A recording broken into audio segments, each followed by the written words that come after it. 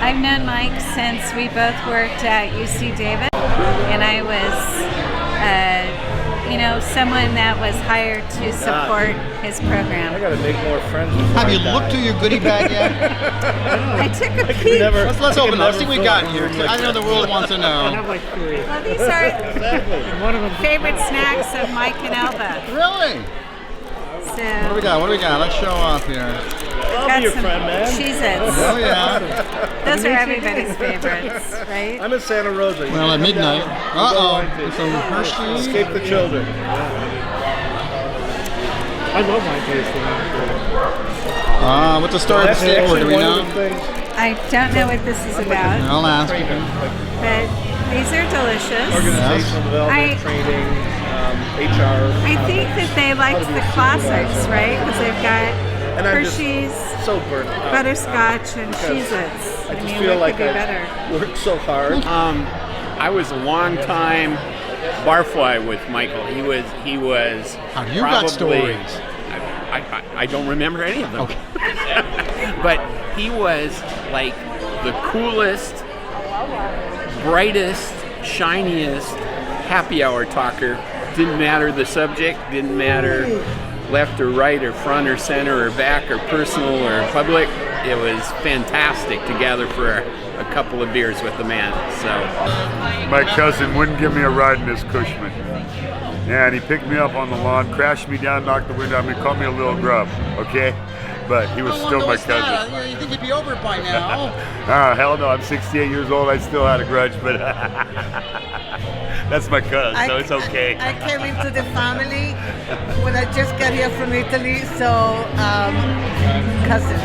It's funny, he ended up with the white Oldsmobile that I wanted so bad, and he shipped it down to Puerto Rico on a big old aircraft carrier. It was the Hot Rod Shark Oldsmobile that was my dad's, and Mike wanted it. I said, so did I. So, but I wasn't old enough to get it yet, so it was all right. At least it went to the family.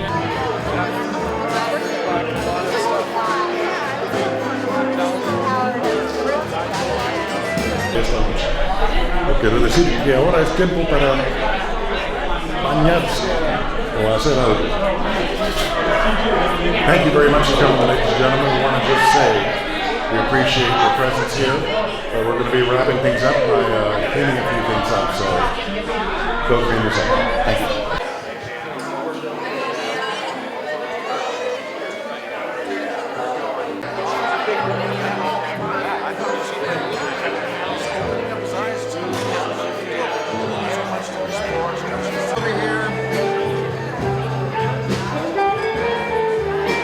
Have you got a quick story to share? We're rolling video.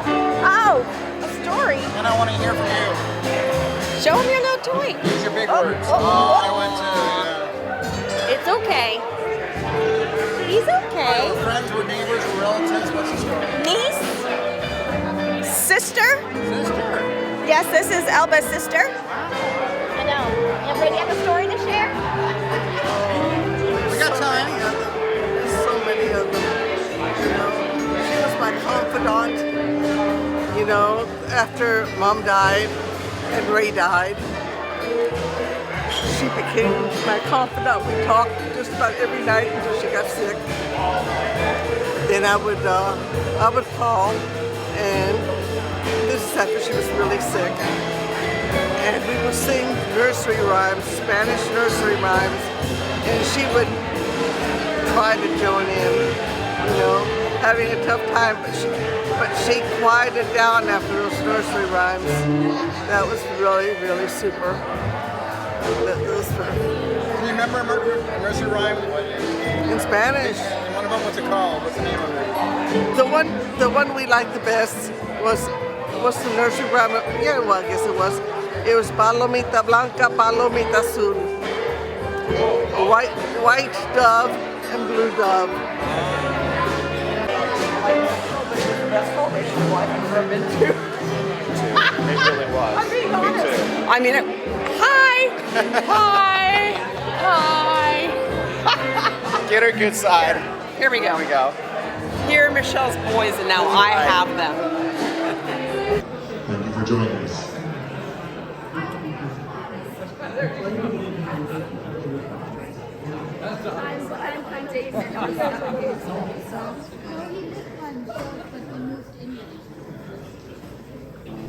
Elba and Mike, a love story. Chapter 1, Introducing Elba. Our story begins in Santurce, Puerto Rico, on October 29, 1937.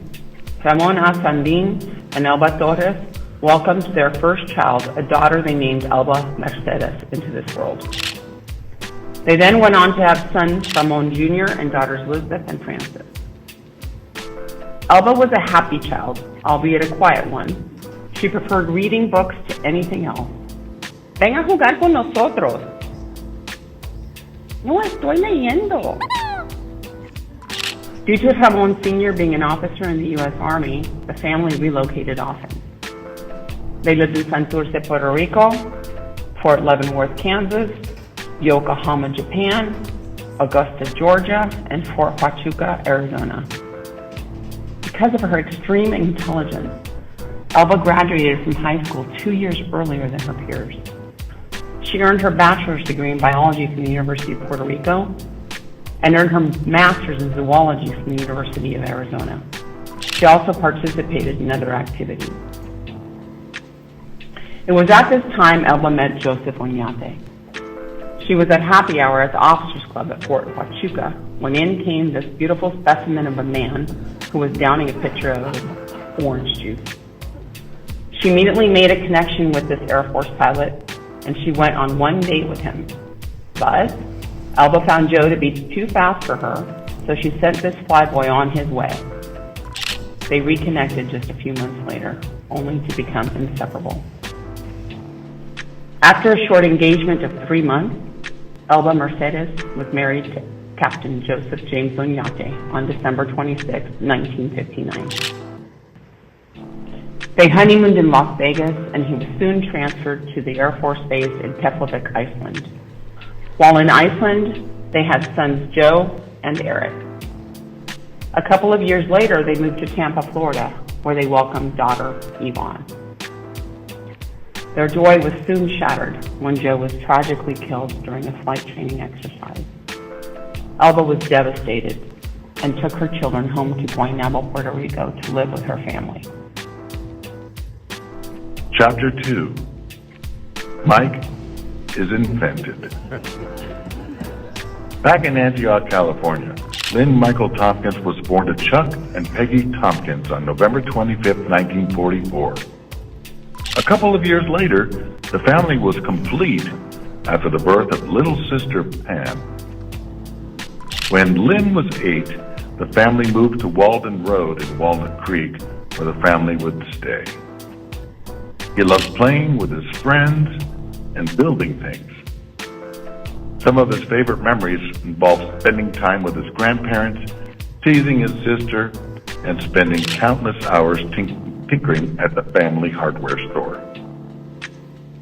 When he was in 6th grade, he learned that he was not the only Lynn in the class. There were 3 other Lyns, and they were all girls. Lynn Tompkins, Lynn Tompkins, Lynn. You can just call me Mike. And that was the day he became Mike.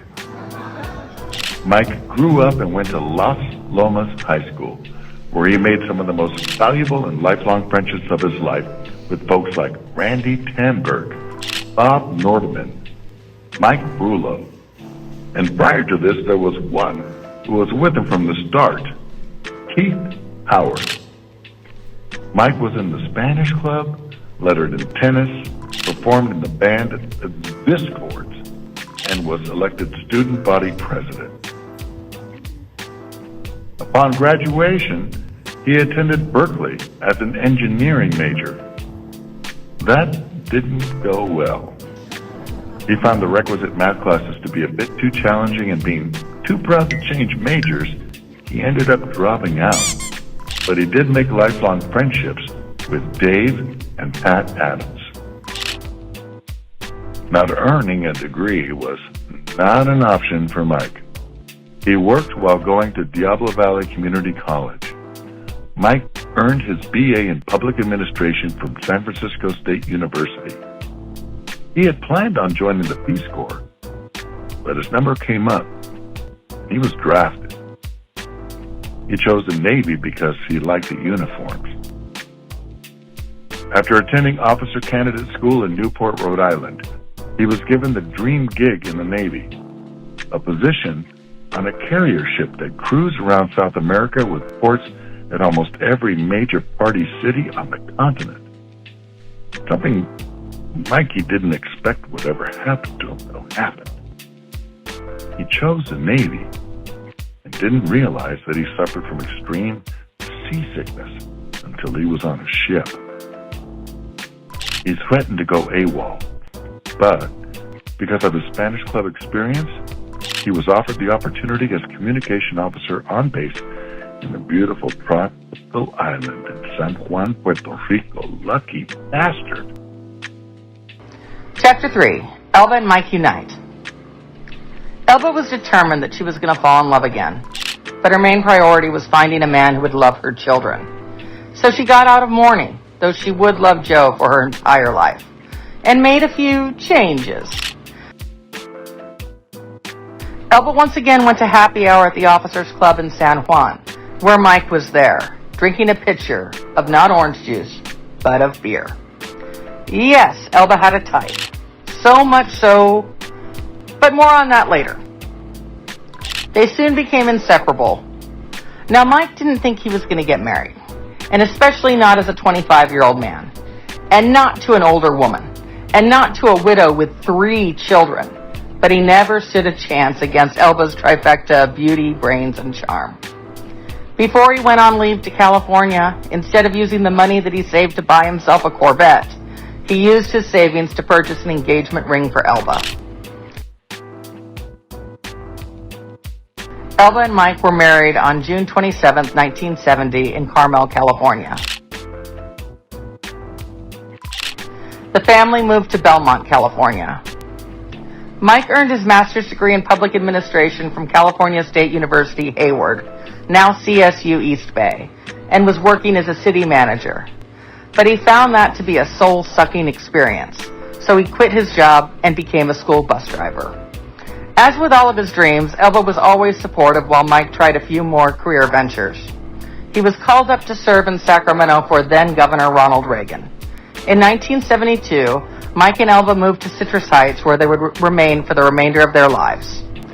In late December 1974, Mike and Elba welcomed a new tax deduction and a definite whoops baby in the form of their daughter, Michelle, also known as Parcel. And a few months after Michelle was born, Elba asked Mike permission if she could tell her parents that the house next door was up for sale. He didn't see why not, but he was surprised when they actually bought the house, sight unseen. Mike often joked that the entire island of Puerto Rico moved next door. The 80s and 90s brought some changes. Elba accepted a job teaching at St. Mel's Catholic School, where Michelle also attended. She was beloved by her students for her kindness, her wit, her humor, her brilliance, and the fact that almost every year she won the faculty basketball free throw contest that earned her students a pizza party. Mike began working at the University Extension at UC Davis, where he would stay for 13 years. He helmed an 11-week course called the Executive Program.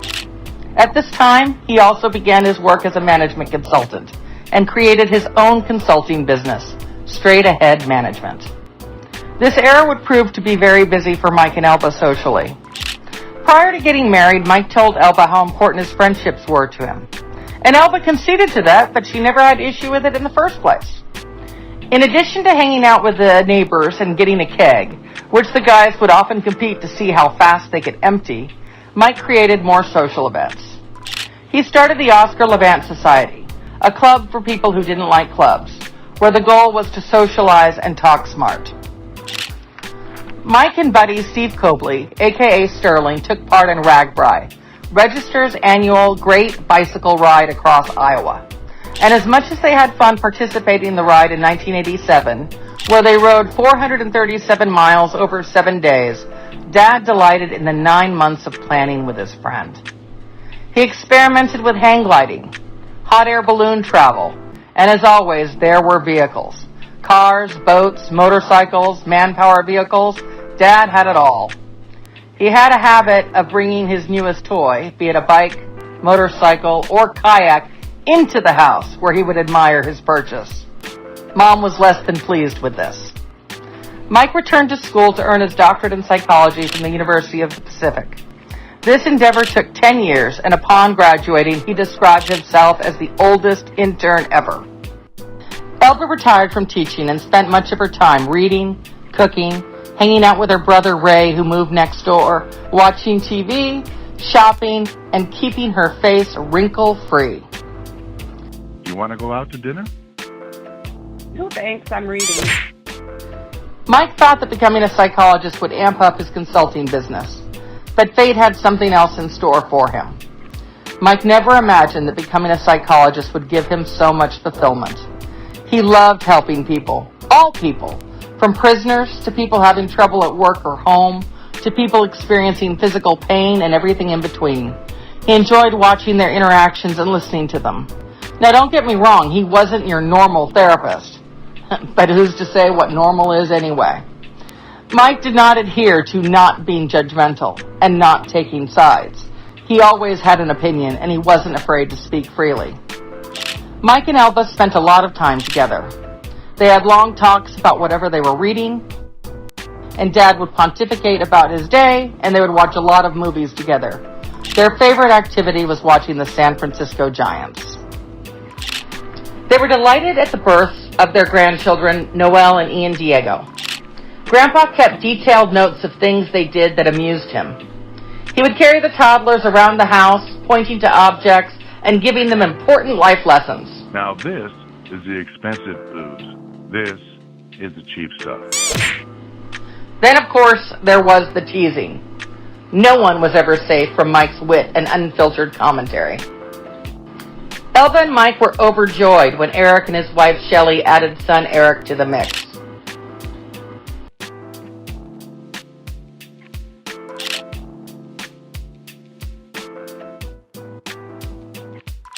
Mike still enjoyed going on road trips with his friends, most often Sterling, Bruce, and Nord, whom they dubbed themselves the Fat Boys. They explored ghost towns, military museums, fairs, vehicle shows, and enjoyed nature. A main activity was taking pictures, which Mike dubbed FBI FOS. That stands for Fat Boys in Front of Stuff. And even when they weren't taking their friendship on the road, they had a ball at regular meetings at a bevy of bars over the years, including 4th Street Grill, Logan's, and their last bar of choice was Garcia's. Elba took a trip to Puerto Rico in 2017 with her sisters Elizabeth and Frances. They all had a wonderful time sharing memories and creating new ones. Elba was winding down. She had overcome conditions related to normal pressure hydrocephalus, but she had dementia. For years, she kept on doing things that she loved. She exercised 3 days a week without complaint. Her favorite activity was going to bed with Elvis, singing her to sleep with his gospel songs. Even when fading, Elba still laughed often and still recognized her family. Sending Elba to a nursing home was never an option for him. Mike wanted Elba to be as happy as possible, comfortably at home. He had to pay out of pocket for a variety of caregivers who grew to love Elba and would do anything for her. He was grateful for the doctors, nurses, Catholic priests, therapists, and home caregivers who took such good care of Elba. After she passed on the morning of December 14th, 2020, Mike kissed her on the forehead and thanked her for giving him a wonderful life. Mike grieved his wife, but kept on trucking. He got a new job doing telemedicine which he absolutely loved. However, his health issues were mounting. Though he got his prostate cancer under control, his heart was not good. Still, he found joy in hanging out with his family and the Fat Boys. He still went to Garcia's almost every day. On June 17th, 2022, almost 18 months to the day, Mike fell asleep and soon after reunited with his beloved Elba. So now they are together again, together with other loved ones, and they are here with us today.